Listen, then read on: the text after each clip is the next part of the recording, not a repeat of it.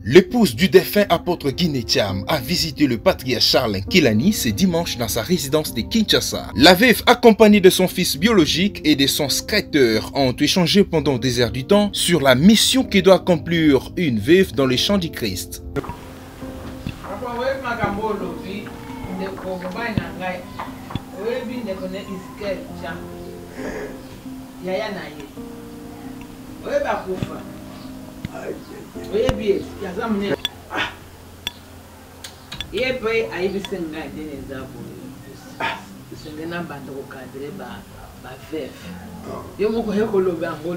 C'est ça. Koutigate.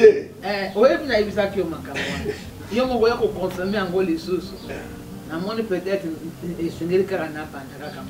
les lots de banda. Les lots de banda.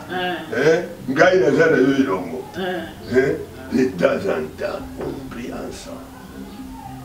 Si vous avez comme ça, parce que chacun fait de l'année. On a avec le pasteur, nous aussi à sa l'église.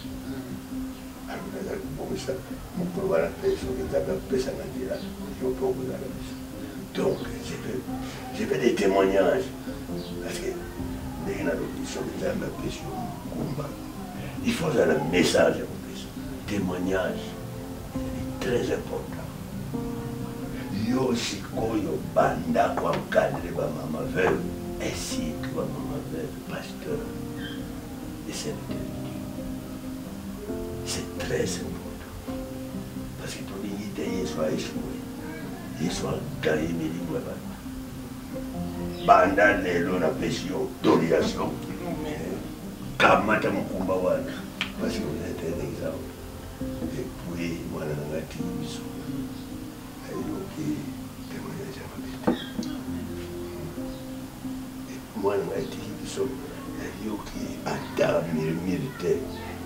alors, c'est pourquoi je vois que vous êtes un témoignage, vous êtes un modèle à suivre. Encadrer les veuves. Dans l'église, le veuve pasteur, de temps en temps, où il y a le bureau, tout le monde dit, comme ça c'est bien, c'est une force. Parce que, veuve, moi si on va tout dire qu'il y a des affaires. Un vrai veuve, un vrai veuf, c'est-à-dire dire qu'il m'a dit, alors moi, on a une puissance, mais vendre ça à monter sous ma bateau. C'est un grand ministère.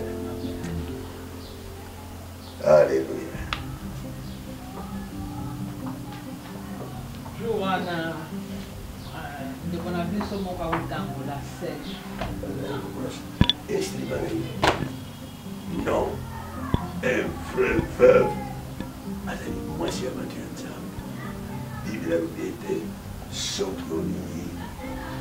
Moi, là, mon ami Sarah, l'ami de Kanisa, ma veuve. On est là solo.